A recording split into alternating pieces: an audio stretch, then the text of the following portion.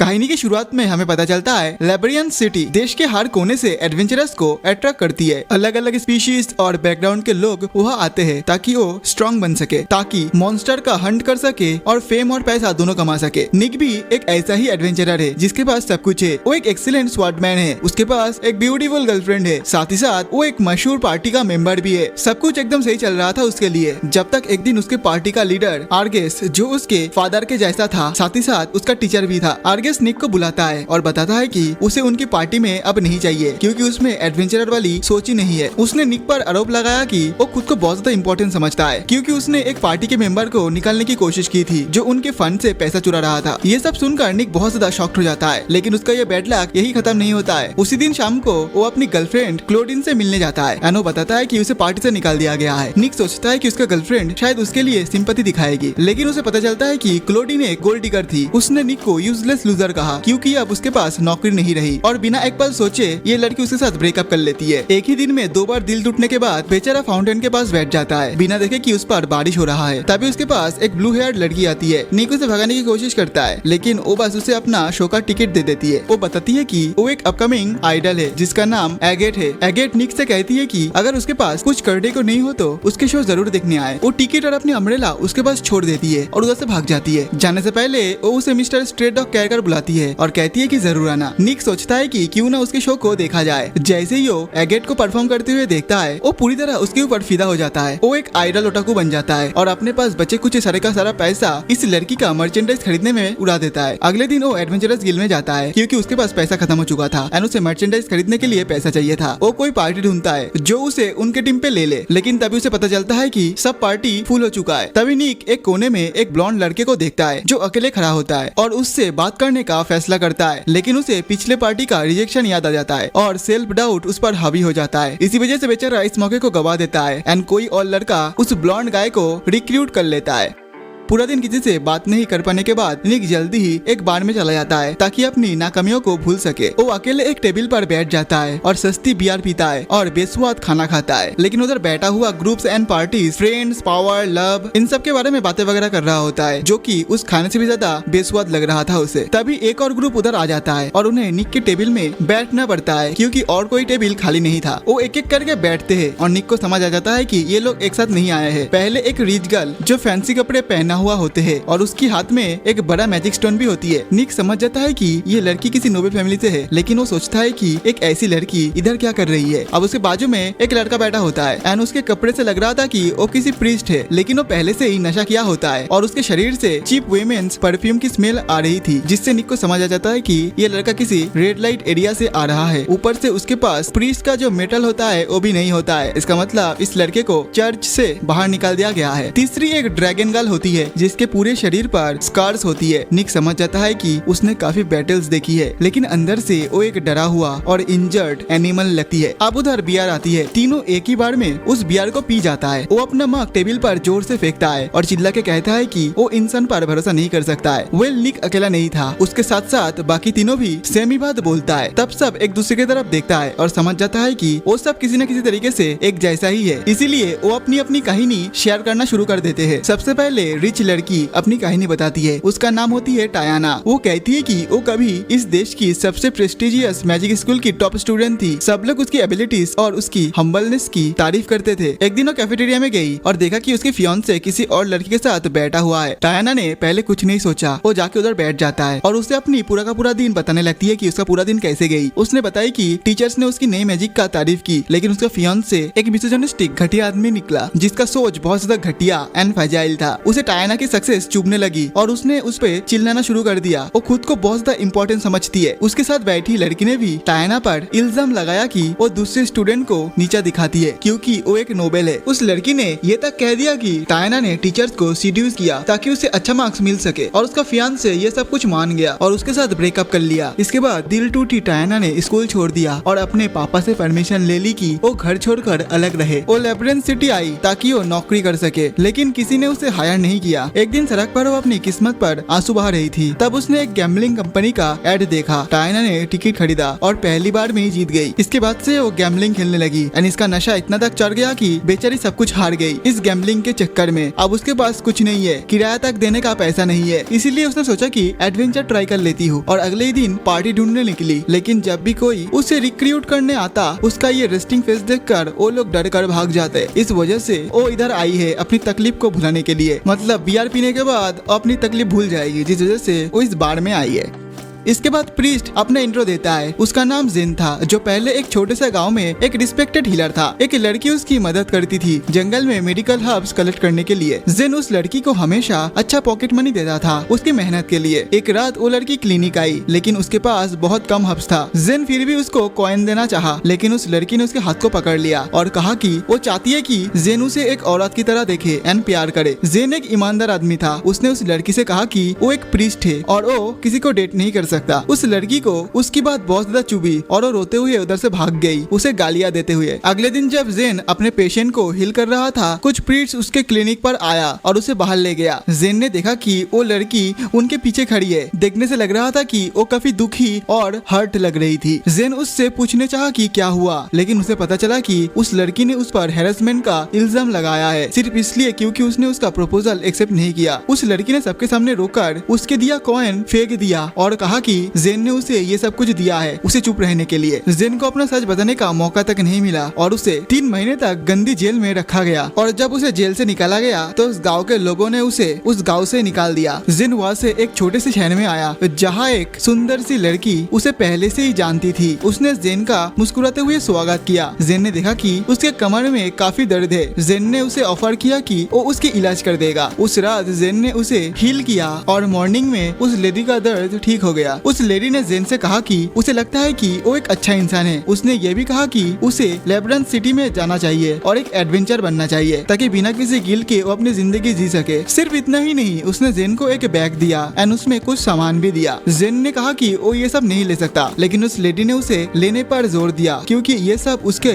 एक दोस्त की थी जब वो पहले एडवेंचरर थी। उसके बाद जेन को मैच्योर औरतें पसंद आने लगी और उसने सोचा कि वो एडवेंचरर बन के उनके साथ मजा करेगा। फिर अब बारी आती है ड्रैगन गर्ल की। जब निक उसे कहता है कि अब तुम अपनी कहानी सुनाओ, तो वो लड़की घबरा जाती है। वो कहती है कि उससे कुछ बहुत कीमती चीज छीन ली गई है किसी ऐसे इंसान के द्वारा जो उसके बहुत करीब था। सब लोग शर्मिंदा हो जाते हैं क्योंकि उन्हें लगता है कि वो अपनी वर्जिनिटी की बात कर रही है, लेकिन असल में ड्रैगन गर्ल करेन इतनी ज्यादा ड्रंक होती है कि वो प्रॉपर्ली एक्सप्लेन नहीं कर पाती है। सब लोग और ज्यादा जी भर के पीते हैं। अगले दिन सुबह निक अपने आखिरी रात के पीने वाले दोस्तों के साथ एक अजीब जगह पर उठता है। टायना सबको बताती है कि ये उसके रूम है और सबको निकलने को कहती है। सब निकलने लगता है, लेकिन तभी निक उन्हें रोकता है। वो उनसे पूछता है कि क्या उनका अलग हो जाना सही फैसला होगा। वो कहता है कि अगर वो सब सच रहे तो इतना पैसा कमा सकता है कि आराम से जी सके। वो जोर देता है कि वो सब आउटकास्ट है जिनका कहीं कोई ठिकाना नहीं, इसलिए उन्हें अपनी पार्टी बना लेनी चाहिए। सब लोग तुरंत ही उस प्लान को मान जाते हैं और एडवेंचरस गिल्ड में रजिस्टर करवाने चले जाते हैं। ओल्ड रिसेप्शनिस्ट उन्हें देखती है और नोटिस करता है कि निक एक मशहूर पार्टी का प्राइमरी ऑफेंसिव प्लेयर था और करेन वही एकमात्र इंसान है जो स्लीप डेंजन से जिंदा वापस आई थी अकेली। वो उनसे पूछती है कि उनका नाम क्या होगा। निक जवाब देता है कि उनका नाम होगा द सर्वाइवर्स। उस रात सब बैठते हैं और निक उनसे कहता है कि क्योंकि उन सब के साथ पहले ही धोखा हो चुका है, इसलिए कुछ रूल्स करना होगा ताकि दोबारा ऐसा ना हो। पहला रूल ये था कि कोई किसी की पर्सनल जिंदगी में दखला नहीं देगा, सब अपना अपना काम खुद संभालेगा। दूसरा, पैसों पर सबकी नजर बराबर रहेगी, उसे सिर्फ एक ही इंसान पर नहीं छोड़ा जाएगा। तीसरा और सबसे इम्पोर्टेंट रूल था कि चाहे कुछ भी हो वो सब रोज सर्वाइव करेंगे। अगले दिन वो लोग जी लेवल का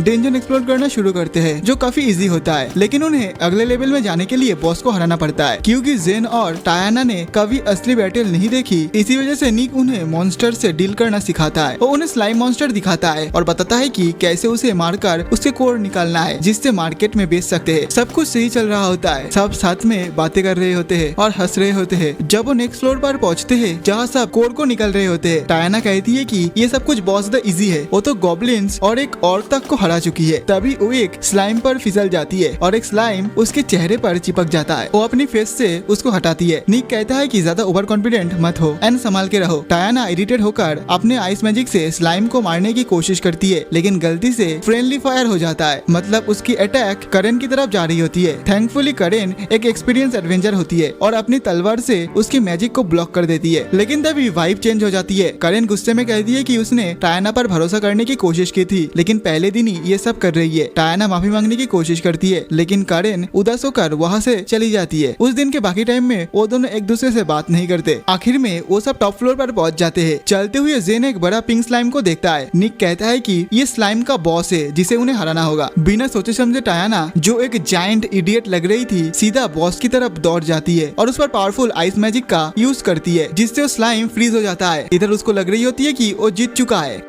लेकिन तभी स्लाइम एक्सप्लोड हो जाता है एंड उसके टट्टी सबको डुबा देता है। सब डेंजन से बाहर आते हैं अपने ऑब्जेक्टिव को पूरा करके, लेकिन अब उन्हें अपने शरीर से वो चिपचिपा सब्सटेंस धोना पड़ता है। नहाते हुए निक टायाना से कहता है कि उसे शांत रहना चाहिए और जब उसे किसी चीज का ज्ञान ना हो तो दूसरों से एडवाइस लेनी चाहिए। और जेन से भी कहता है कि वो हमेशा पीछे रहे क्योंकि उसके पास जीरो ऑफेंसिव कैपेबिलिटीज है। तब निक रियलाइज करता है कि उनमें से कोई भी एक दूसरे पर भरोसा नहीं करता, इसलिए वो उनके साथ एक एक्सरसाइज स्टार्ट करता है। वो अपने कपड़े उतार कर सिर्फ एक पैंट में रह जाता है और सबके सामने बताता है कि वो एक स्वॉर्डमैन है जो हैंड टू हैंड कॉम्बैट और छोटे वेपन्स में अच्छा है, लेकिन वो मैजिक नहीं कर सकता, किसी को हिल नहीं कर सकता और करेन की तरह हैवी वेपन्स भी यूज नहीं कर सकता। वो समझाते हैं कि लोग डर जाते हैं जब तक उन्हें पता नहीं होता कि सामने वाले क्या कर सकते हैं, लेकिन अब उन्हें उसकी एग्जैक्ट लिमिट पता है, इसलिए शायद वो उस पर थोड़ा भरोसा कर सकते हैं। धीरे धीरे जेन अपनी पावर और वीकनेस बताता है। वो कहता है कि वो लोगों को हिल करने में अच्छा है, लेकिन उसके पास बिल्कुल भी ऑफेंसिव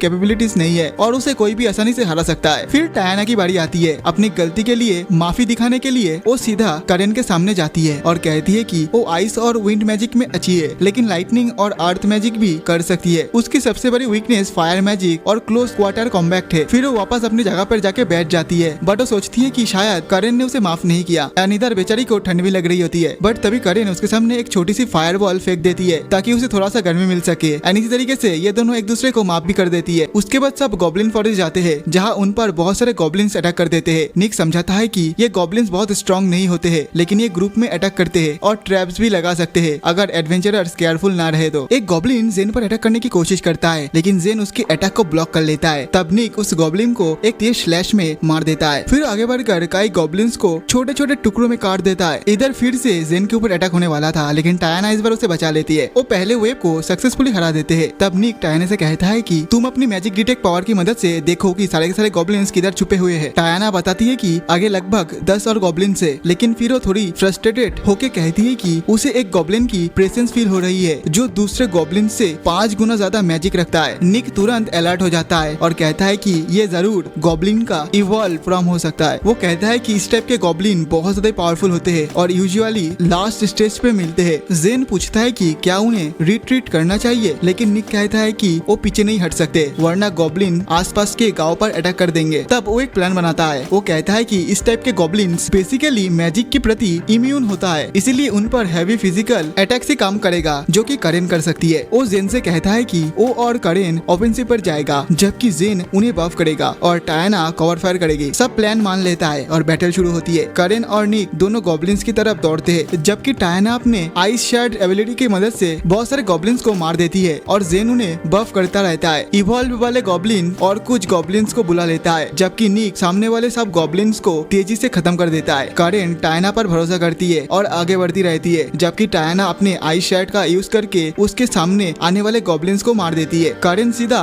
उस गॉब्लिन की तरफ जाकर अपनी तलवार से एक जबरदस्त स्लैश मार देती है और उसे तुरंत मार देती है और इधर निक बाकी सब गॉब्लिन्स को खत्म कर देते हैं। सब एक दूसरे पर प्राउड फील करता है एंड एक दूसरे को बधाई देता है। तब निक समझाता है कि उन्हें गॉब्लिन्स के हॉर्न्स निकालने होंगे क्योंकि उन्हें मार्केट में बेचा जाता है। धीरे धीरे करेन उन सबके साथ कंफर्टेबल हो जाती है और अपनी बैक स्टोरी बताती है। वो कहती है कि ड्रैगन लोग हमेशा किसी हीरो के साथ काम करते हैं जिसके लिए वो अपनी जान तक दे सकते हैं। एक आदमी था कैलास जिसे उसने कुछ समय पहले ही मिला था। वो हमेशा उसके साथ बहुत अच्छा बर्ताव करता था और करेन भी उसके लिए अपनी जान देने को तैयार थी। एक दिन कैलास ने उससे कहा कि उन्हें एक सी रैंक डेंजन में जाना है कुछ काम निपटाने के लिए और ऑब्वियसली करेन तुरंत हाँ कर दी। डेंजन में जाने से पहले उसने अपनी सारी इंपॉर्टेंट इम्पोर्टेंट चीजें इंक्लूडिंग एक डायमंड पेंडेंट जो उसके पिता ने उसे दिया था एक बैग में रखा ताकि वो सेफ रहे। लेकिन कैलोस आखिरी मोमेंट पर आया और बोला कि इतना लोड नहीं ले जा सकते, इसलिए उसे बैग छोड़ देना चाहिए। कारेन उस पर भरोसा किया और उसके और 2 साथी के साथ डेंजर में अंदर चली गई। उसने वहाँ कई इंसेक्ट मॉन्स्टर को भी मार दिया, जबकि बाकी लोग बस रिवॉर्ड उठा रहे थे। बाद में कैलोस ने कहा कि अब उन्हें फाइनल बॉस से लड़ना होगा, जो एक पॉट में छिपा हुआ जाइंट स्नेक था। उसने समझाया कि अगर स्नेक उन्हें देख लेगा तो वो पॉट में चला जाएगा, जहाँ उस पर मैजिक अटैक काम नहीं करेंगे। इसलिए कारेन को पॉट पर अटैक करना पड़ेगा ताकि स्नेक बाहर निकले और वो उसे मार सके। कारेन मान गई और तुरंत पॉट की तरफ दौड़ी। पॉट हिल गया और स्नेक मॉन्स्टर बाहर आ गया और उस पर अटैक करने लगा। एक मेज ने स्नेक पर फायर अटैक किया, जिसके बाद स्नेक अपना खतरनाक मैजिक अटैक चार्ज करने लगा। कारेन ने कैलोस से पूछा कि ये सब कुछ क्या हो रहा है, लेकिन उसने बस कहा कि तुम बस अटैक करती रहो और चिंता मत करो।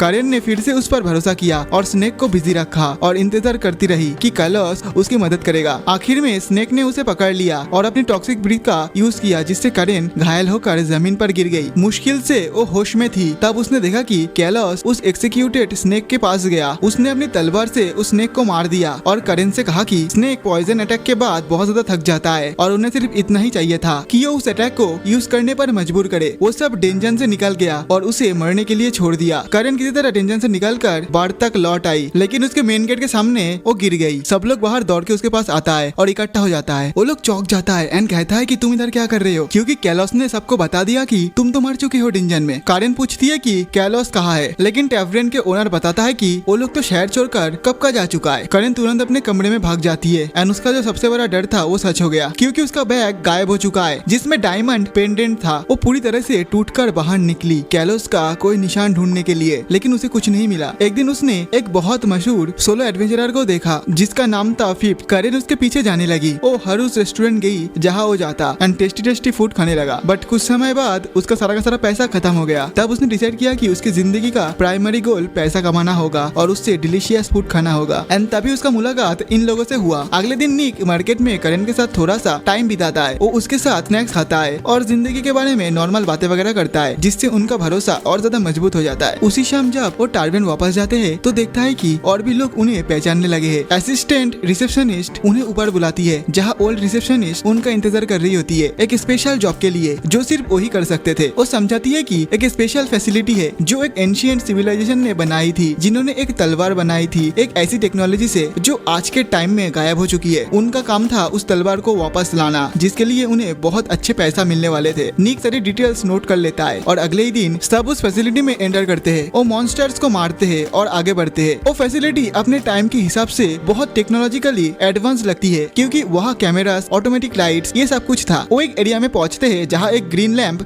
जल रहा होता है। निक जैसे ही उसे चेक करने जाता है, वॉल साइड से खुल जाती है और एक बड़ी सी डार्क रूम दिखाई देती है। सब उस रूम पे एंटर करते हैं और तभी लाइट्स ऑन हो जाती है और एक आवाज सुनाई देती है जो उन्हें उनके अब तक के सफर के लिए बधाई देती है। वो रियलाइज करते हैं कि ये आवाज एक टूटी हुई तलवार से आ रही होती है जो रूम के बीच में रखी होती है। जल्दी वो समझ जाते हैं कि यही वो लेजेंडरी तलवार है जिससे उन्हें वापस लाना था। वो थोड़ा सोचते हैं, लेकिन फिर तलवार उठाने का फैसला करते हैं। तलवार रेसिस्ट करते हुए उनसे कहती है कि उसे बेचना मत, क्योंकि वो बहुत टाइम से इधर लॉक्ड है और कुछ एक्शन देखना चाहती है। तभी अचानक से एक बड़ा एक्सप्लोजन होता है। तलवार उनसे कहती है कि तैयार हो जाओ, क्योंकि उसके गार्डियन जो कि था एक गोलैम, वो जग चुका है। धूल के बीच से एक जाइंट ब्लॉब जैसे क्रिएचर निकलता है जो जोर से आवाज निकालता है। टायना तुरंत अपनी आइस अटैक मॉन्स्टर पर लॉन्च कर देती है, लेकिन मॉन्स्टर उन्हें एब्जॉर्ब कर लेता है। कारेन दौड़कर मॉन्स्टर को पीसेस में काटने की कोशिश करती है, लेकिन तलवार उससे चीख कर कहती है कि पीछे हो जाओ, लेकिन कारेन नहीं सुनती। इधर मॉन्स्टर आइसलेस उस पर वापस फेंक देता है। एक आइसलेस उसके पेट में लगता है और दूसरा उसके सिर पर लगाकर उसे गिरा देता है। जेन तुरंत उसकी हीलिंग शुरू कर देता है और इधर निक डिसाइड करता है कि अब उसे अटैक करना ही पड़ेगा, क्योंकि कंडीशन बहुत ज्यादा खराब हो सकती है। वो मॉन्स्टर की पैर को काटने की कोशिश करता है, लेकिन ये गोलैम दोबारा से अपने पैर को रिजेनरेट कर लेता है और निक पर अटैक कर देता है। निक दूसरों से चिल्लाता है कि जल्दी से कैरन को उठाओ और डोर की तरफ भागो ताकि वो सब वहाँ से निकल सके। वो मॉन्स्टर की अटैक को डॉज करते रहता है, जबकि उसकी पीठ पर बड़ी तलवार उससे चीख कर कहती है कि कोई भी रेंज अटैक या शार्प वेपन उस मॉन्स्टर को नुकसान नहीं पहुंचा सकते, उसे इस्तेमाल करो, क्योंकि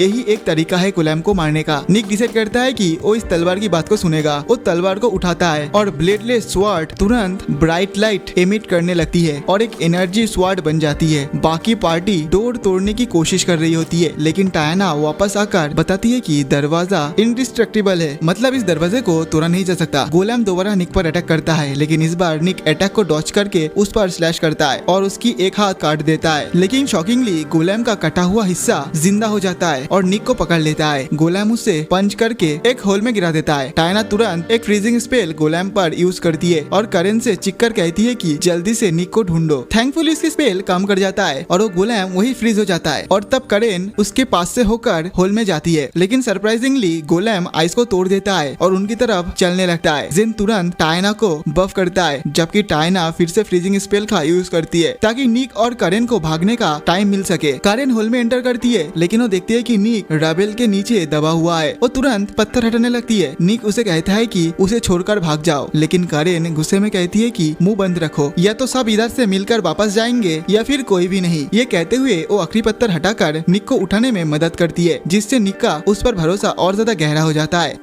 तभी तलवार निक से कहती है कि एक पार्टिकुलर स्पेल बोलो। तब तक जेन और टायना दोनों थक चुका होता है और उनका मैजिक पावर भी खत्म हो जाता है, जबकि गोलेम उनकी तरफ आ रहा होता है उन्हें मारने के लिए। जब सब कुछ खत्म होता हुआ लगता है, तभी निक होल से बाहर आ जाता है और गोलेम को छोटे टुकड़ों में तोड़ देता है। टायना और जेन शॉक हो जाता है ये देखकर कि निक और करेन फ्यूज हो चुका है एक ही साथ, जिससे उनके पास एक सुंदर सेट ऑफ शील्ड्स और विंग्स आ जाते हैं। ये एंशियंट स्वॉर्ड की पावर की वजह से होता है। गोलेम का कोर अभी भी एक्टिव होता है और वो फिर से रिजेनरेट करने लगता है, लेकिन निक फ्यूज स्टेट में बहुत ज्यादा पावरफुल होता है और अपनी तलवार से गोलेम को पूरी तरह से डिस्ट्रॉय कर देता है, जिससे उसका कोर जमीन पर गिर जाता है। तभी निक और करेन भी अलग हो जाते हैं और जमीन पर गिर जाते हैं। उनके हाथ में तलवार होता है। फिर सब गिल वापस जाते हैं, जहाँ वो ओल्ड रिसेप्शनिस्ट लेडी को एक रेप्लिका स्वॉर्ड दे देता है, क्योंकि असल तलवार एक छोटे से सफेद बालों वाले लड़के में ट्रांसफॉर्म हो जाती है, जिसका नाम कजुना होता है, और वो उनसे भीख मांगता है कि उसे फिर से किसी एंटिक शॉप में मत बेचो। थैंकफुली सब कुछ ठीक हो जाता है और वो वापस टायना के घर जाते हैं, जहाँ वो पैसा इक्वली डिस्ट्रीब्यूट करते हैं। फिर सब अपने टाइम स्पेंड करने चले जाते हैं। बाद में निक और उनकी पार्टी बार में इकट्ठा होती है, जहाँ निक उन्हें दिखाता है कि उनके पास कितना पैसा बचा है। जब सबने अपना पैसा खर्च लिया, पता चलता है कि उनके पास इतना भी पैसा नहीं है कि वो कुछ स्नैक्स ले सके, जिससे सब लोग उदास हो जाते हैं। लेकिन निक उन्हें मोटिवेट करता है, क्योंकि वो कहता है कि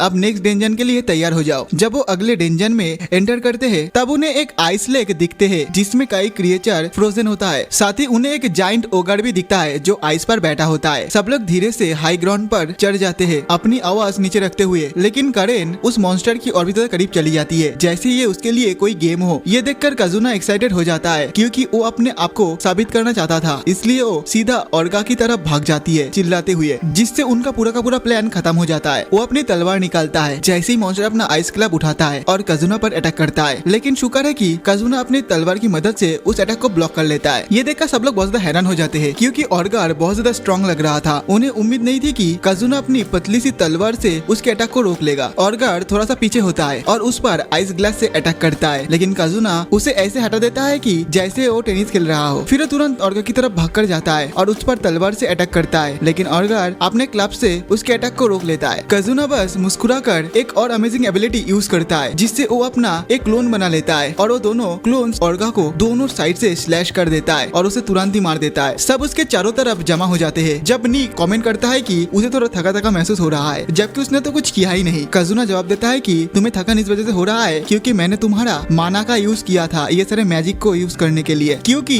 अब ये दोनों कनेक्टेड है। अब वो डेंजन से बाहर आते हैं और जब टायना और जेन रेस्ट करना चाहता है, कारेन, कजुना और निक भूखे होते हैं, इसलिए वो एक फूड एस्टेब्लिशमेंट की तरफ निकल पड़ते हैं। जैसे ही निक उस रेस्टोरेंट को देखते हैं जहाँ वो लोग खाना खाने के लिए जा रहे थे, उसका दिल दोबारा से टूट जाता है, क्योंकि उसे याद आ जाता है यही वो रेस्टोरेंट है जहाँ उसका एक गर्लफ्रेंड उससे ब्रेकअप किया था। वो दूसरों से कहता है कि चलो कहीं और चलते हैं। सब अंदर चले जाते हैं और उसे मजबूरी में उनके साथ भी जाना पड़ता है। अंदर जाकर सब अपना फूड ऑर्डर करते हैं, लेकिन निक बिल्कुल उदास रहता है। तभी उसे एक जान पहचान आवाज सुनाई देता है और वो मुंह मुड़कर देखता है कि उसकी एक गर्लफ्रेंड उधर है एक न्यू लड़के के साथ। निक देखता है कि वो लड़का उसे बर्थडे गिफ्ट दे रहा होता है और क्लोडीन उसे कह रही होती है कि उसे पैसा चाहिए अपने होम टाउन जाने के लिए, क्योंकि उसकी माँ बहुत ज्यादा बीमार बीमार है। वो बेचारा लड़का तुरंत कहता है कि उसे चिंता करने की जरूरत नहीं है, वो कुछ न कुछ करके उसे पैसा जुगाड़ करके देगा। निक को और बर्दाश्त नहीं होता, वो उधर उनकी टेबल पर जाके उस लड़के के बगल में बैठ जाता है। क्लोडीन ये देखकर बहुत ज्यादा शॉक हो जाती है। लड़का कंफ्यूज होता है जब निक उससे पूछता है कि एक साल में उसका बर्थडे कितना बार आता है, क्योंकि कुछ महीने पहले ही उसने उसके बर्थडे पर उसे गिफ्ट दिया था एंड दोनों साथ में मिलकर बर्थडे मनाया था। इधर लड़का और भी ज्यादा कंफ्यूज हो जाता है जब क्लोडीन गुस्से में निक से कहती है कि इधर से चले जाओ। निक उसे और चिढ़ाता है और कहता है कि उसे लगा उसकी माँ तो मर गई थी, क्योंकि कुछ महीने पहले उसने पैसा मांगा था फ्यूनरल के लिए। ये सुनते ही क्लोडीन गुस्से में उठती है और उस पर गिफ्ट फेंक देती है और उधर से चली जाती है। लड़का उदास नजर आता है, लेकिन निक उसे कहता है कि चिंता मत करो, तुम्हें एक बड़े झमेला से मैंने बचा लिया है। अगले दिन सुबह निक और उसकी पार्टी एक टेवरन में ब्रेकफास्ट कर रहे होते हैं, तभी एक ह्यूज टाइगर गाय उस पर ड्रिंक गिरा देता है। निक बिल्कुल अनफेस्ड रहता है जब उसे पता चलता है कि उसकी एक गर्लफ्रेंड और ये टाइगर गाय वहाँ आया है उससे बदला लेने के लिए। टाइगर गाय जिसका नाम लियोन होता है कहता है कि उसने सुना कि निक क्लोडीन को परेशान कर रहा था। निक मुस्कुराता है और कहता है कि वो गोल्ड डिगर से बात नहीं करता। लियोन कहता है कि चलो ये बात बाहर जाके सेटल करते हैं, और दोनों बाहर जाते हैं। वो एक डार्क एली में जाते हैं जहाँ निक फाइट के लिए रेडी होता है, लेकिन लियोन तुरंत माफी मांगता है और कहता है कि वो क्लोडीन से तंग आ गया है और सोच रहा है कि उसे छोड़ दे, क्योंकि उसने उसके पूरा इस्तेमाल करके पैसा कमा लिया है। पता चलता है कि क्लोडीन लियोन की पार्टी की मेंबर है और वो लोग मिलकर दूसरे लोगों को लूटते हैं। लियोन सोचता है कि निक भी अपनी पार्टी को लूट रहा है और उसे कहता है कि जब वो सबके पैसा लूट ले तो उसके गैंग में आ जाए। ये सुनकर निक को गुस्सा आ जाता है और वो लियोन को एक जबरदस्त अपर कट मार देता है, जिससे लियोन दूर जाके गिरता है। लियोन तुरंत उठता है और कवर्ड की तरह अपने वेपन निकाल कर निक पर अटैक करने की कोशिश करता है, लेकिन निक इजीली उसकी अटैक को डॉज करता है और काउंटर अटैक करते हुए ग्राउंड पर पिन कर देता है एक आर्म लॉक में। तभी अचानक निक के पीछे से एक मैजिक अटैक होता है जो उसे उड़ा देता है। वो मुड़कर देखता है कि एक मैजिशियन होता है जो लियोन की टीम का मेंबर होता है। उससे पहले कि वो दोनों मिलकर निक पर अटैक करे, करेन वहाँ आ जाती है और अपनी टेल से उस नर्डी मैजिशियन को उल्टा लटक देती है, जबकि निक सिंपली वहाँ से चला जाता है। लियोन फिर से अटैक करने की कोशिश करता है, लेकिन वो रुक जाता है जब वो गिल्ड की ओल्ड लेडी को देखते हैं जो उससे तुरंत चिल्लाकर कहती है कि तुरंत वहाँ से निकल जाओ। लेकिन लियोन कहता है कि वो निक को ऑफिशियली डुएल के लिए चैलेंज कर रहा है। सब लोग हैरान हो जाता है। फिर वो सब अंदर जाते हैं और लियोन बताता है कि ये एक मैथमेटिकल डुएल होगा जिसमें निक और वो रिंग में लड़ेगा, जबकि उनकी टीम एक एक नंबर मैथ प्रॉब्लम सॉल्व करेगा। जो भी टीम क्वेश्चन का जवाब सही तरीके से देगा और फर्स्ट देगा, उसके टीम के फाइटर को दूसरे फाइटर पर फ्री हिट का मौका मिलेगा। ये डुएल सबके लिए नया होता है सिवाय निक के। ओल्ड लेडी एक बैग लाती है जिसमें हर टीम मेंबर का नाम होता है ताकि मैथ सॉल्वर चूज किया जा सके। लियोन की टीम से क्लोडीन चूज होती है और बदकिस्मती से निक की टीम से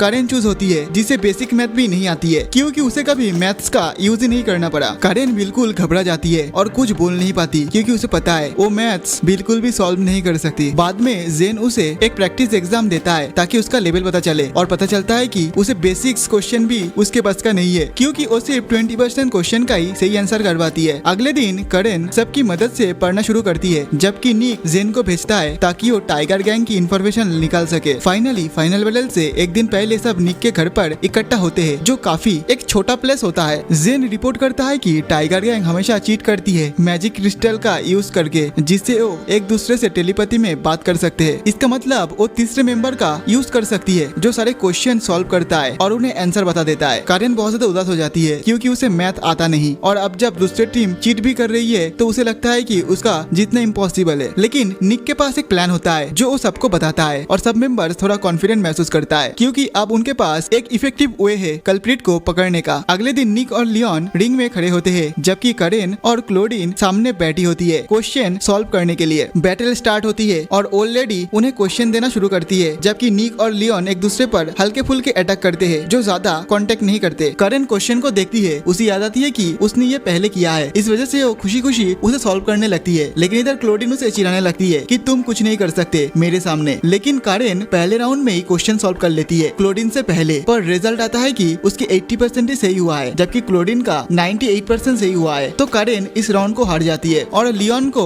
निक को फ्री हिट करने का मौका मिलता है। लियोन सीधा निक के पेट पर पंच कर देता है जिससे उसकी सांस रुक जाती है। करेन बहुत ज्यादा परेशान हो जाती है क्योंकि उसे लगता है कि निक उसकी वजह से मार खा रही है। नेक्स्ट राउंड शुरू होता है और निक लियोन को थकाने की कोशिश करता है, लेकिन लियोन स्मार्ट होता है और बार बार पीछे हटता है और उसके अटैक को डॉज करता रहता है। राउंड फिर एंड होता है। करेन फिर से क्लोडीन से हार जाती है, जिससे निक को एक और बड़ा पंच लगता है उसके चेहरे पर। करेन डर के मारे कांपने लगती है और निक से माफी मांगती है, जबकि निक खून बहाते हुए उससे कहता है कि वो उस पर विश्वास करता है, उसे पूरा यकीन है कि वो अगले राउंड जीतेगी। ये सुन के करेन को हिम्मत मिलती है और वो दोबारा मैच सॉल्व करने लगती है। इधर टायाना जल्दी से पूरे क्राउड को स्कैन करने लगती है ताकि उसे पता चले कि कौन इस मूर्ख लड़की को मतलब क्लोडीन को मदद कर रही है चीटिंग करने में। लेकिन उसे समझ आता है कि अभी तक कोई भी मैजिक क्रिस्टल का यूज नहीं किया है। ये देखकर उसे लगती है कि शायद दूसरी टीम को ये लगता है कि वो बिना किसी चीटिंग किए करेन को हरा सकती है, इसीलिए ये लोग चीटिंग नहीं कर रहा है। अगर ऐसा सब कुछ चलता रहा तो निक का प्लान फेल हो जाएगा, इसीलिए वो लोग प्लान का पार्ट 2 शुरू कर देते हैं। इधर निक टाइम को जाया करने की कोशिश करता है, जबकि टायाना सबको ध्यान अपनी तरफ खींचती है और कहती है कि मैच बहुत ज्यादा लंबा चल रही है, जिस वजह से सब कुछ बोरिंग लग रहा है, तो इसीलिए सारे क्वेश्चन एक ही राउंड में सॉल्व करना चाहिए ताकि मैच तुरंत ही खत्म हो जाए और हारने वाला सारे पेनल्टी पंचेस एक साथ ले ले। उसकी ये बात सुन के सभी लोग बहुत ज्यादा हैरान हो जाते हैं, लेकिन सभी लोग बोर भी हो रहा था, जिस वजह से सभी लोग खुश हो जाती है एंड एग्री कर लेती है उसकी बात से। सारे क्वेश्चंस दोनों प्लेयर्स को एक ही साथ दे दिया जाते हैं। करेन को क्वेश्चन सॉल्व करना नहीं आता, लेकिन वो खुद उन क्वेश्चन को जानती थी, तो वो जल्दी से शीट को फिल करने लगती है। ये देखकर क्लोडीन डर जाती है, हालांकि उसे पता है कि वो खुद सारे क्वेश्चन सॉल्व कर सकती है, लेकिन वो अपनी स्पीड पे डाउट करती है और चीटिंग करने के बारे में सोचती है। वो अपना मैजिक क्रिस्टल यूज करके क्लॉक टावर में बैठा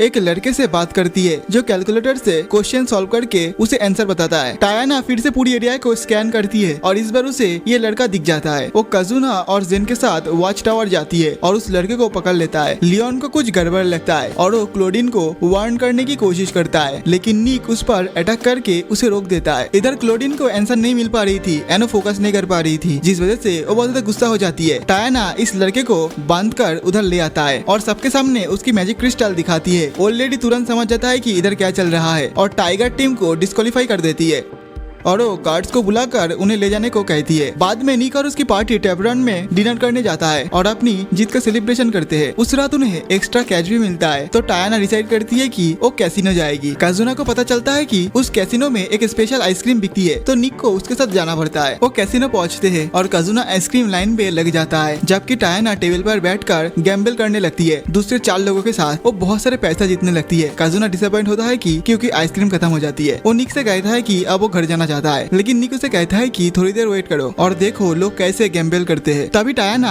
एक लड़के का सारा पैसा जीत लेता है, जो एक अमीर ब्लू हेयर लड़की के लिए पैसा उड़ा रहा था। अचानक से एक बड़ा हंगामा मच जाता है उधर, जब एक जाइंट टाइगर मॉन्स्टर कैसीनो में आ जाता है और तोड़फोड़ करने लगता है। वो सब गार्ड्स को हटा देता है और टायाना को कॉर्नर ले आता है और पूछता है कि निक कहाँ है। टायाना को समझ आता है कि ये मॉन्स्टर लियोन है, जिससे उनका एक दिन पहले फाइट हुआ था। पता चलता है कि जेल में पकड़े जाने के बाद लियोन निक के लिए इतना नफरत से भर गया था कि उसने एक स्पेशल स्वॉर्ड का यूज किया जो कजुना जैसा ही था और उसने उसकी मदद से प्रिजन तोड़कर भाग लिया। स्वॉर्ड की पावर से वो मॉन्स्टर बन गया और निक की स्मेल को फॉलो करते हुए कैसीनो पहुंच गया। वो टायाना से कहता है कि निक का लोकेशन बताए, लेकिन वो कहती है कि उसे नहीं पता। जब वो उसे धमकी देता है तब भी टायाना बस सिगरेट पीती है बड़े स्वैग से, जिससे टाइगर मॉन्स्टर बहुत ज्यादा कंफ्यूज हो जाता है। अचानक से वो अपना लाइटर जो मैजिक से इन्फ्यूज था उसे यूज करती है और मॉन्स्टर पर ब्लास्ट कर देती है। फिर वो एक ब्लू हेयर वाली लड़की के साथ उधर से भाग जाती है जो उसके साथ ही फंस गई थी, लेकिन टाइगर मैन जल्दी ही हिल कर लेता है और उनके ऊपर एक बेंच फेंकता है एंड उसके रास्ते को ब्लॉक कर देती है एंड उन दोनों को हवा में उछाल देती है। वो उनकी तरफ बढ़ने लगता है। तब टायाना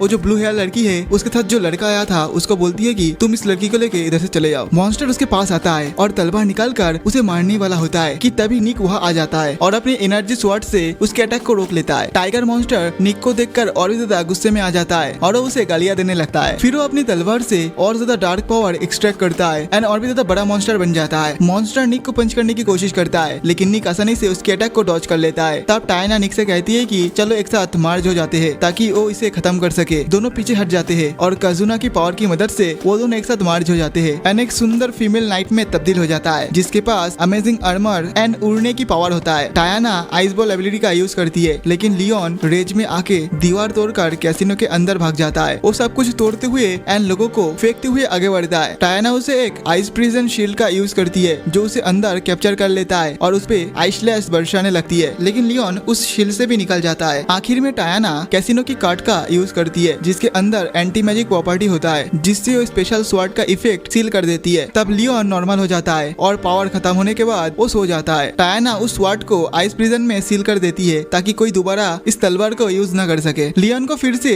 जेल ले जाया जाता है, जहाँ निक कुछ दिन बाद उससे मिलता है और दोनों अपनी दुश्मनी भुलाकर सब कुछ नॉर्मल करना चाहता है। निक उसे कहता है कि जल्दी से जल्द से बाहर आ जाना ताकि वो दोनों मिलकर ड्रिंक पी सके। उसके बाद निक सुबह की ट्रेनिंग कर रहा होता है जब उसकी एक आवाज सुनाई देती है जो उसे कहती है कि वो अपने बेस्ट दे। वो हैरान होती है क्योंकि आवाज बिल्कुल उसकी आइडल एगेट जैसी थी। पहले वो सोचता है कि शायद वो इमेजिन कर रहा है, लेकिन असल में वो एगेट ही होती है जो उसके पीछे भाग रही थी और उसका हौसला बढ़ा रही होती है। वो कहती है कि वो अपने सबसे बड़े फैन के दिल में रहती है और निक ने वो लेवल अचीव कर लिया है। वो कहती है कि अब उसे ब्रेक लेना चाहिए क्योंकि वो थक चुका होगा। निक उसकी बात मान लेता है, लेकिन जैसे ही वो पलट कर देखता है कि पीछे सच में एगेट है, वो डर जाता है। बाद में वो दोनों बेंच पर बैठकर बात करते हैं जहाँ एगेट निक का प्रोग्रेस चेक करती है और देखती है कि अब उसके पास एक गोल है और वो एकदम पहले जैसा नहीं रहा जब वो पहली बार उससे मिली थी। वो कहती है कि उसे उस पर गर्व है, लेकिन उसके बाद वो अपने थॉट्स में खो जाती है। एगेट उसे कहती है कि जिस दिन उसने निक को टिकट दिया था वो कंफ्यूज थी कि क्या उसने सही किया। शो के बाद भी उसका कंफ्यूजन खत्म नहीं हुआ। उसे लगता था कि टिकट देकर उसने निक को एक ऐसा डेस्परेट फैन बना दिया है जो अपनी जिंदगी बर्बाद कर देगा सिर्फ उसके मर्चेंडाइज खरीदने के लिए। एगेट हर बार जब निक को ऑडियंस में देखती थी उसका गिल्ट और भी ज्यादा गहरा हो जाता था। इसीलिए जब उसने देखा कि निक अच्छी जिंदगी जी रहा है उसे बहुत ज्यादा खुशी हुई। ये सब सुनने के बाद निक उससे कहता है कि अगर वो आइडल फैन नहीं बनती तो उसके लाइफ बहुत ज्यादा अलग होती और शायद वो जी भी नहीं पाता। उसने एगेट का शुक्रिया अदा किया और कहा कि उसने उसे डार्कनेस से बाहर निकाला और इस वजह से उसके लिए एक ट्रू आइडल है। एगेट कहती है कि उसका आंसर सुनकर उसे बहुत ज्यादा अच्छा लगा, लेकिन फिर भी वो कुछ चीजों को लेकर अजीब फील कर रही है। निक समझ जाता है कि उसकी फेवरेट आइडल को कुछ परेशानी है क्योंकि उसने अचानक से अपने सारे शोज और पब्लिक अपीयरेंस कैंसिल कर दिए थे। इसके पीछे एक गहरी कहानी थी। एगेट का असली नाम बिली था और एक टाइम पर वो अपने बॉयफ्रेंड के रेस्टोरेंट पर गाती थी जहाँ कोई नहीं आता था। इस वजह से किसी ने उसका गाना सुना तक नहीं और उसे समझ नहीं आ रहा था कि वो अपनी जिंदगी में क्या कर रही है। एक रात एक अमीर गंजे वाले आदमी उसके गाने का तारीफ करता है और उसे बिना मांगे एडवाइस देने लगता है। वो आदमी कहता है कि वो एक प्रोड्यूसर है और पूछता है कि क्या वो आइडल बनना चाहेगी। एगेट इतना ज्यादा हैरान हो गई थी ये बात सुन के कि वो कुछ कह ही नहीं पाई। तभी उसका बॉयफ्रेंड डॉनी वहाँ आ गया और उसने उस गंजे आदमी का सामना किया। पहले वो थोड़ा सा अजीब एक्ट कर रहा था, लेकिन जैसे उसे पता चलता है कि आइडल बहुत ज्यादा पैसा कमाता है उसने तुरंत साइड चेंज कर ली और एगेट को उस आदमी को बेच दिया। इधर एगेट इस विषय को लेकर श्योर नहीं थी, लेकिन डॉनी खुद को उसका मैनेजर डिक्लेयर कर दिया। फिर वो गंजा आदमी उन दोनों को एक आइडल कॉन्सर्ट का टिकट देता है ताकि वो इस दुनिया के बारे में और जान सके। जब एगेट कॉन्सर्ट गई तो वो इतनी शर्मिला थी कि दूसरी लड़कियों से आंखें तक नहीं मिला पा रही थी, लेकिन जैसे आइडल्स स्टेज पर आई और परफॉर्म करना शुरू किया एगेट उनमें खो गई एंड उसकी दिल लालच से भर गई और उसने सोचा कि वो भी उन आइडल्स की तरह बनेगा। वो चाहती थी कि लोग उसका गाना सुने और उन्हें एंजॉय करे, इसीलिए उसने आइडल बनने का फैसला किया। बाकी लड़कियां भी वैसे ही थी और सबने अपने स्टेज नेम्स रखे। जब वो एक आइडल ग्रुप बनने की ट्रेनिंग लेने लगी, जब एगेट को अपने नया काम में सक्सेस और खुशी मिल रही थी, उसका डॉनी के साथ रिश्ता बिगड़ने लगा। डॉनी उससे पैसा मांगने लगा क्योंकि उसका रेस्टोरेंट अच्छा नहीं चल रहा था और वो उसे मना भी नहीं कर पाई। जल्दी उसने देखा कि डॉनी उसके दिए हुए पैसा जुआ में उड़ा रहा है, जो उसके लिए बहुत ज्यादा दुख का कारण था। उसके बदलते बिहेवियर ने एगेट को उनके सफर की शुरुआत के बारे में सोचने पर मजबूर कर दिया। डॉनी बस एक रेस्टोरेंट खोलना चाहता था जहाँ सब शांति से खा सके और एगेट स्टेज पर गाना गा के सबका मनोरंजन करे। उस दिन उसने रेस्टोरेंट को घूर कर देखा और सोचा कि टाइम कैसे बदल गया है। उसी दिन उसने निक को देखा। उसने देखा कि निक की गर्लफ्रेंड उससे ब्रेकअप कर रही थी और ये चीज देख के उसको निक पर दया आई। बाद में जब बारिश होने लगी और निक घर लौट रहा था तब एगेट उसका पीछे चली गई। वो उसके पास फाउंटेन पर आई और उससे कैजुअली कॉन्वर्सेशन शुरू की जिससे निक की जिंदगी बदल गई। जल्दी ही डॉनी ने एगेट से कहा कि वो उसके साथ कैसीनो चले ताकि वो उसे दिखा सके कि वो कितना जीत सकता है। पता नहीं क्यों, लेकिन ये बातें एगेट को ब्रेकअप जैसा महसूस हुई। फिर भी वो उसके साथ चली गई। वही उसने पहली बार टायना को देखा जो कैसीनो में सब कुछ जीत रही थी। एगेट ने देखा कि टायना हमेशा उसी की तरफ देख रही थी। उसे लगा कि टायना किसी और को नहीं बल्कि खुद को ही बर्बाद करने आई है। जब टायना ने उसके सारे पैसे जीत लिया तो उसने बस एक हल्की सी स्माइल दिया और धुएं में गायब हो गई। उसके बाद एगेट ने निक और टायना को फ्यूज वर्जन में देखा, लेकिन वो सिर्फ टायना को ही पहचान पाई। उसने देखा कि कैसे टायना ने अपनी मैजिक स्वॉर्ड से उस बड़े टाइगर मॉन्स्टर को हरा दिया और वो उससे इम्प्रेस हो गई। एगेट टायना से इतना ज्यादा इंस्पायर हो चुकी है कि उसने टायना को अपना इंस्पिरेशन बना लिया। अगले सुबह टकले प्रोड्यूसर ने डॉनी के सारे कर्जा चुका दिया और उससे कहा कि वो बस कुकिंग पर ध्यान दे और किसी और चीज की चिंता ना करे। लेकिन उसने ये भी कहा कि उसका एगेट के साथ रिश्ता यही खत्म हो गया है और ये कोई सलाह नहीं बल्कि ऑर्डर था। डॉनी ने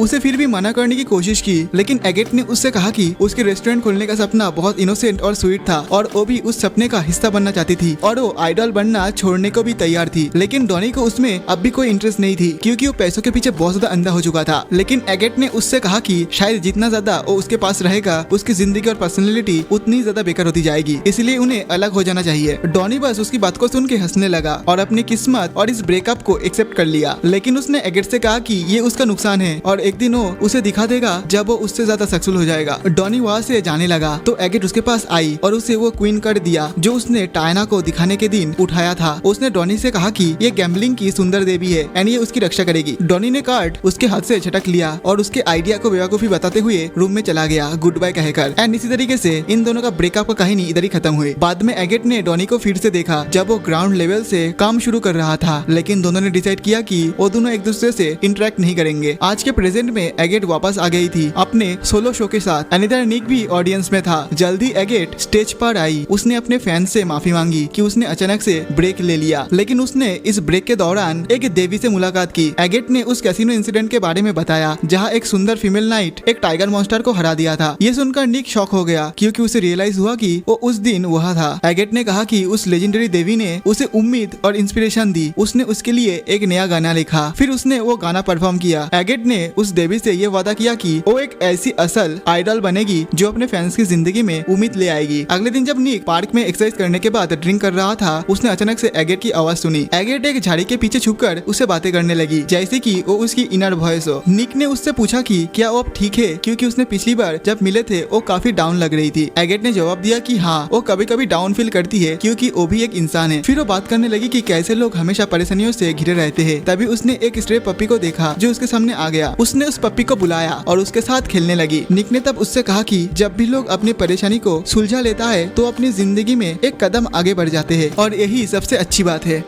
कुछ दिन बाद कजुना एक मैजिशियन आर्टिकल के बारे में एक्साइटेड होकर सबको बताता है। वो स्टेपिंग मैन नाम के एक आदमी के बारे में बताता है जो एलिजेंटली एक किडनैपर है जिसके पास घोस्ट जैसे पावर है एंड उसे कोई नहीं रोक सकता। करेन कहती है कि उन्हें ऐसी एविल किडनैपर को हरा देना चाहिए, लेकिन निक उसे मना करता है और कहता है कि स्टेपिंग मैन बस एक इमेजिनरी कैरेक्टर है। कजुना को ये सुनकर गुस्सा आ जाता है एंड निक को उसका एविडेंस दिखाने लगता है, बट निक उसे इग्नोर करता है और कहता है कि सब कुछ विश्वास मत करो जो तुम मैगजीन में देखते हो। तभी एक ग्रीन हेयर लड़की जो पास से गुजर रही थी वो ये सुन लेती है और अपना कार्ड विंडो पर चिपका देती है। वो अपना इंट्रो देती है। उसका नाम होता है ओलिविया जो उस मैगजीन की चीफ राइटर है जिससे कजुना पढ़ रहा था। कजुना उससे कहता है कि वो उसका बड़ा फैन है। ओलिविया सबको बताती है कि वो सिर्फ राइटर ही नहीं बल्कि एक एडवेंचरर भी है। फिर वो कुछ जिम्नास्टिक मूव्स दिखाती है ताकि वो सबको दिखा सके कि वो कितना ज्यादा कूल है, लेकिन अनफॉर्चुनेटली वो गिर जाती है एंड कारेन से टक्कर खा जाती है। बाद में उस रात जब जेन अपनी यूजुअल प्लेजर डिस्ट्रिक्ट विजिट करने वापस आ रहा होता है, वो एक लड़की को देखता है। वो उसके आगे एक अंधेरे रास्ते में चल रही थी। अचानक से वो लड़की दीवार के अंदर खींच ली गई और वो गायब हो गई। ये देखकर जेन के पैरों तले जमीन निकल गया एंड उसका आधा हैंगओवर उतर गया। दूसरी तरफ निक ने कजुना को एक लाइव आइडल कॉन्सर्ट देखने के लिए ले गया था। वापस आते टाइम वो दोनों एगेट के बारे में बात कर रहे थे कि वो कितना ज्यादा कूल है। तभी कजुना को महसूस होता है कि जेन खतरे में है। वो दोनों तुरंत उसके लोकेशन पर पहुंचते हैं और देखता है कि एक इनविजिबल फैंटम उस पर हमला कर रहा है। निक फ्रीक आउट हो जाता है क्योंकि उसे रियलाइज होता है कि ये स्टेपिंग मैन वाला कहानी सच है, लेकिन कजुना ने उसकी इनविजिबिलिटी के ट्रिक को समझ लिया था। उसने स्टेपिंग मैन पर तलवार फेंकी लेकिन वो बस टकरा कर गिर गई। स्टेपिंग मैन हैरान रह गया कि वो उसे देख कैसे पा रहा है। कजुना ने अपने शैडो क्लोन्स बनाया उस पर अटैक करने के लिए, लेकिन स्टेपिंग मैन जंप करके स्टील चेन से अटैक किया एंड क्लोन्स को तोड़ दिया एंड उधर से भाग गया। कजुना उस पर गुस्सा करता है और फिर जेन के पास जाता है जो उस लड़की को पकड़ा हुआ था जिसे स्टेपिंग मैन किडनैप करने वाला था। वो उस लड़की को जेन के फेवरेट एस्टेब्लिशमेंट में ले जाता है जहाँ की बॉस लेडी उसका ध्यान रखती है। उस लड़की का नाम राना है। वो उससे पूछता है कि क्या उसे उस इंसिडेंट के बारे में कुछ पता है। राना कहती है कि स्टेपिंग मैन का उससे पर्सनल बदला है, लेकिन उसे लगता है कि कोई उसकी बात को नहीं मानेगा क्योंकि एक छोटी बच्ची है। लेकिन निक उसे यकीन दिलाता है कि वो लोग उसकी बात को यकीन करेगा। राना बताती है कि उसकी माँ हर रात को घर से निकलती थी स्टेपिंग मैन से लड़ने के लिए, लेकिन अब वो हार चुकी है एंड हॉस्पिटल में एडमिट है। उसकी माँ जानती थी कि स्टेपिंग मैन बच्चे को ले जा रहा है, लेकिन कोई उस पर यकीन नहीं कर रहा था। जेन कहता है कि वो राना की कहानी पर यकीन करता है क्योंकि उन्होंने उस किडनैपर को अपनी आंखों से देखा। और राना की माँ की तारीफ करता है जो अकेले स्टेपिंग मैन से लड़ने गई थी। उसके शब्द सुन के राना इमोशनल हो जाती है और अचानक उठकर जेन से कहती है कि उसे अपना डिसाइपल बना ले। वो कहती है कि जब उसने देखा कि जेन उसे बचाने के लिए लड़ाई किया उसके साथ, ये चीज देख के ये लड़की उसके ऊपर इम्प्रेस हो गई है। वो उसके पास बढ़ती है लेकिन निक उसे रोक लेता है। निक उसके पास बताने वाला था कि कैसे जेन को एक लड़की ने धोखा दिया था सिर्फ उसके कारी बनने के लिए। जेन राना से कहता है कि वो उसकी डिसाइपल बनने के लिए अभी 15 साल छोटी है। राना पूछती है कि फिर उसे कैसा ट्रेन करना चाहिए। जेन कहता है कि पहले पहले घर जाओ और कल सुबह वापस आना और कभी कोई डेंजरस काम मत करना। वो खुशी से हाँ बोलती है, लेकिन वो फिर से जेन की तरफ भागने लगती है। लेकिन इस बार निक और बॉस लेडी उसे रोक लेता है। इधर बेचारा काजुना को बहुत बड़ा झटका लगता है, मतलब बहुत ज्यादा डिसअपॉइंटमेंट फेस करता है, क्योंकि वो जो स्टेपिंग मैन के बारे में सोच रहा था एंड एक्साइटेड था, वो बस एक चिंदी किडनैपर है। काजुना डिसाइड करता है कि वो इस सस्ता सा किडनैपर का पर्दा फंस करके रहेगा एंड पता करेगा कि ये असल में है कौन। उसके बाद वो इस चिंदी से किडनैपर को डिस्ट्रॉय कर देगा, क्योंकि उसने उसकी उम्मीदों पर पानी फेर दी है। काजुना की इच्छा पूरा करते हुए पूरी टीम एक wild west style bounty hunter guild में जाती है और रिसेप्शनिस्ट के पास जाते हैं और स्टेपिंग मैन के बारे में पूछते हैं, लेकिन वो अपने नेल्स पेंट कर रहे थे एंड बिजी होती है और उन्हें इग्नोर करती है। उसने सिर्फ निक को पहले देखा था और वो कहती है कि वो हाई रैंकिंग बाउंड्रीज की इन्फॉर्मेशन ऐसी ही नहीं देती है जब तक कोई एडवेंचरर कुछ अचीव न किया हो। लेकिन टायना और बाकी लोग उसकी बात को ऐसे ट्विस्ट कर देते हैं कि लगता है कि स्टेपिंग मैन के सर पर बहुत बड़ा बाउंड्री है और रिसेप्शनिस्ट मजबूरन में उन्हें इन्फॉर्मेशन देती है। वो उन्हें एक आदमी का वांटेड पोस्टर देती है जिसका नाम है हेल हार्डी और उस पर मिड लेवल बाउंड्री है। उसके हिसाब से टीम सर्वाइवर्स के लिए ये कोई मुश्किल काम नहीं होना चाहिए। उसकी बातें सुन के सबका ध्यान उन पर आ जाते हैं। सब टीम सर्वाइवर्स के नाम जानते हैं, लेकिन कुछ लोग उनसे जलते भी है, खास करके एक डार्क स्किन पोनीटेल वाला आदमी जिसका आंख पर एक पैच है। एंड इसी तरीके से इस एनिमे का पार्ट 1 खत्म होता है। गाइस, अगर वीडियो पसंद आए तो वीडियो को लाइक करके चैनल को सब्सक्राइब कर देना एंड कमेंट में बताना कि इसका पार्ट 2 चाहिए कि नहीं। अगर इस वीडियो पे ज्यादा सपोर्ट आएगा तो मैं जरूर इसका पार्ट 2 लाऊंगा। तो मिलते हैं अगली वीडियो के साथ, तब तक के लिए बाय बाय।